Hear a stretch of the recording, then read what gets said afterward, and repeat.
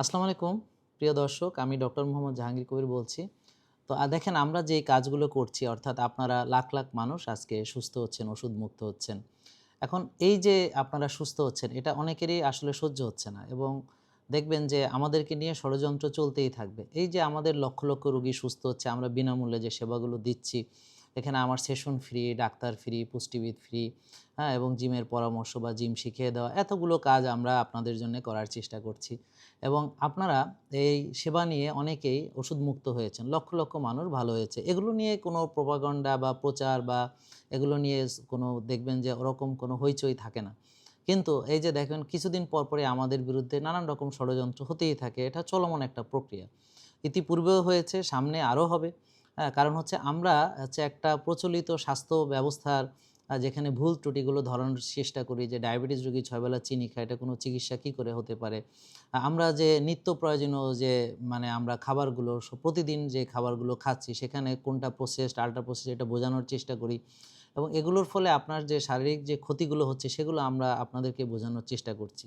ব্যায়ামের উপকারিতা যেগুলো ফ্রি, যেগুলো টাকা লাগে না, রোজার উপকারিতা ফ্রি, টাকা লাগে না। ঘাসে হাঁটা, রোদে যাওয়া, হ্যাঁ, এবং ভোরে ওঠা, এগুলোর জন্যে কোনো অর্থ আপনার খরচ হয় না। কিন্তু একজন যদি রুগী হয়, তাহলে সে দেখা গেল ৬ বেলা সে খাচ্ছে ভাত, রুটি, ফল, দুধ বিভিন্ন রকম, এবং বিভিন্ন সময় দাওয়াত খাচ্ছে। হ্যাঁ, তারপর সে ডাক্তার দেখাচ্ছে, সেখানে ভিজিট দিচ্ছে, পরীক্ষা-নিরীক্ষা করাচ্ছে, সেখানে টাকা খরচ হচ্ছে, ওষুধ খাচ্ছে, তারপর অপারেশনে যাচ্ছে। তো দেখা গেল রুগীটার ক্ষতি হলেও এর দ্বারা বেনিফিটেড হচ্ছে আরও অনেকে।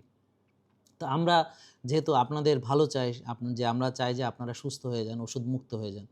তো এর ফলে দেখবেন যে এই যে আমাদের বিরুদ্ধে যে ষড়যন্ত্রগুলো, এগুলো আসতে থাকবে। রাসূল সাল্লাল্লাহু আলাইহি ওয়াসাল্লাম, হ্যাঁ, তিনি তো ছিলেন অত্যন্ত আদর্শবান একজন ব্যক্তি, এবং আমাদের রোল মডেল তিনি, আমাদের প্রিয় নবী হযরত মুহাম্মদ সাল্লাল্লাহু আলাইহি ওয়াসাল্লাম। কিন্তু এই সত্যের দাওয়াত দিতে গিয়ে তাকে কি পরিমাণ লাঞ্ছনা, গঞ্জনা, যন্ত্রণার শিকার হতে হয়েছে। তার বিরুদ্ধে কত ধরনের ষড়যন্ত্র হয়েছে। তো আমরা তো সামান্য একজন মানুষ মাত্র। আমরা তো তারই উম্মত।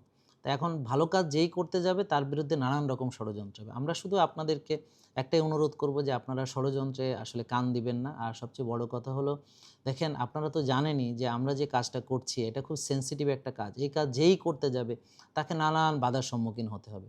তো এই বিষয়টা আপনাদের মাইন্ডসেটে সবসময় থাকতে হবে। আজকে এই ষড়যন্ত্র, কালকে আরেক ষড়যন্ত্র, এবং দেখবেন যে নানান রকম প্রোপাগান্ডা, মিথ্যা প্রচার, এগুলো চলতেই থাকবে। তো আপনারা সতর্ক থাকবেন, আমাদের জন্য দোয়া করবেন। মনে রাখবেন যে সৎভাবে কাজ করলে আল্লাহ তার পাশে থাকেন, এবং আমরা যদি ভালো কাজ করি, অবশ্যই আল্লাহ আমাদেরকে সাথে থাকবেন, এবং তিনি আমাদের সকল বিপদ থেকে রক্ষা করবেন। আপনারা আমাদের জন্য দোয়া করবেন, সবসময় সাথে থাকবেন। আসসালামু আলাইকুম।